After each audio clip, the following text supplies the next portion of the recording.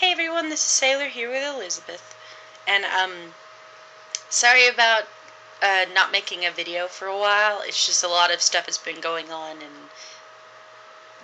my life and with other hobbies, etc. But I'm here with a prompt response to PositivelyThriftys' secondary character response, or secondary character prompt. And sorry about the sniffles, my allergies are killing me. But the reason I have Elizabeth is because most of the secondary characters I'm going to talk about is from her story. And she is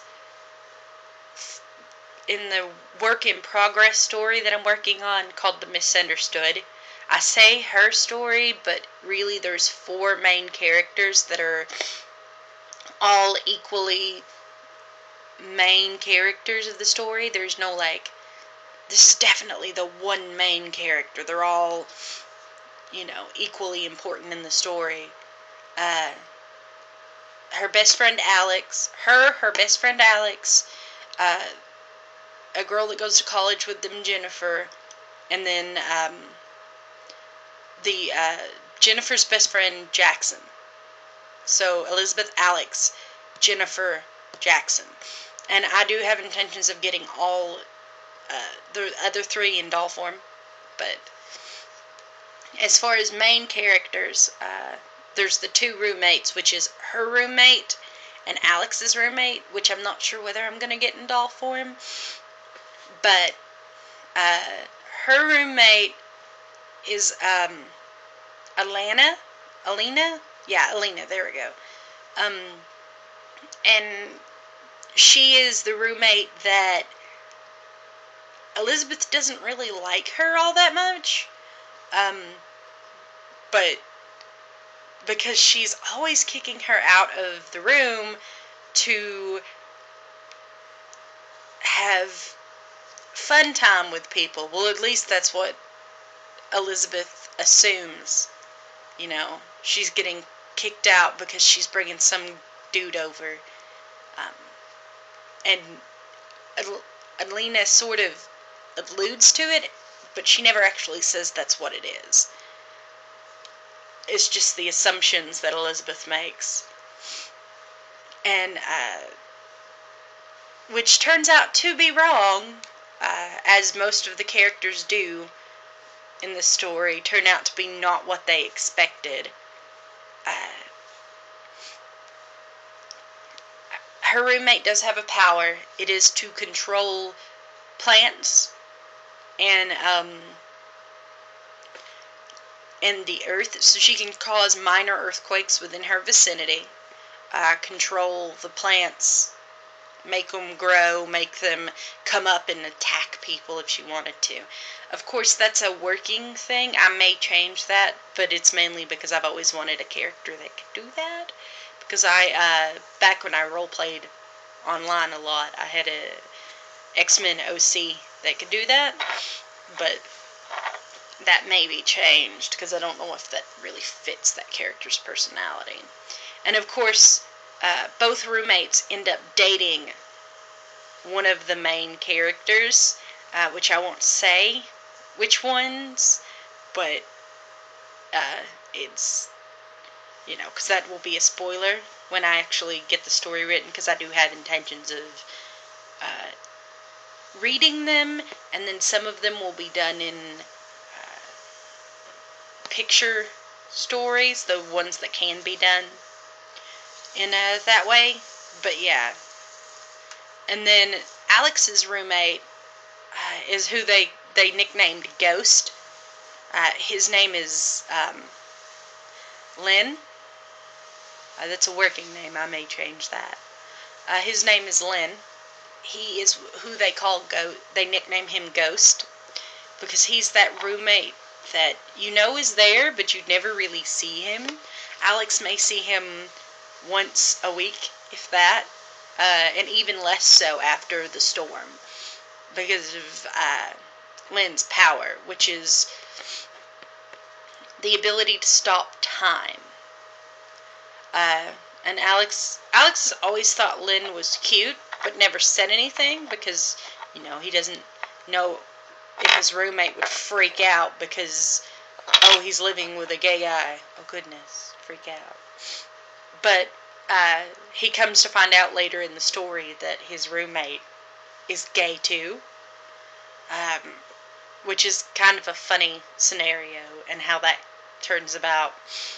Because he ends up overhearing him on the phone talking to one of his friends about a guy he finds really attractive, and about how his friend's trying to hook him up with this guy. And that's a fun, interesting scenario that I came up with, and how that works. But as far as the two roommates, I'm not sure whether I'm going to get them in doll form. Sorry about the noise in the back. Somebody's decided to weed eat. But, I'm not sure if they're going to be in doll form. They may not. Just depends on when I get the rest of the main characters and decide whether I want to or not, and when I fully flesh out the story a bit more. There's another character in her story, Dawn, whose full name is Donald, who is a old high school classmate of Elizabeth and Alex. While Jennifer and Jackson did go to the same high school as them, they never really saw each other. And Donald was a acquaintance of her and Alex, and she always had a crush on him in high school, but couldn't really say anything.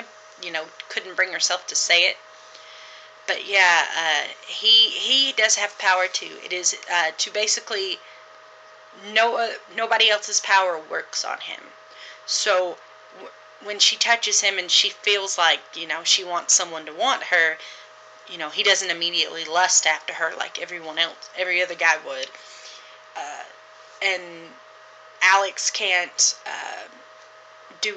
copy anything. He can't mimic anything he does. Jackson's ability to make people tell the truth doesn't work on him, and he can see Jennifer when she's invisible. I don't want to get him in doll form. It's just that I don't like having characters that are buttholes in doll form, and that's kind of what he turns out to be. He ends up dating Elizabeth, and then some stuff happens, and he turns out to be a total asshole. So, yeah. And that's from her story so far. That's what I've got from her story so far, and her secondary characters. And the next characters I wanted to talk about is from a doll that's still a work in progress, and you guys have probably seen. She's getting her face up done right now. Is Meryl, my mouse character. It's kind of, sorry about the really weird, earless head at the moment, but she's getting her ears blushed and her face blushed, and then she will be done, finally.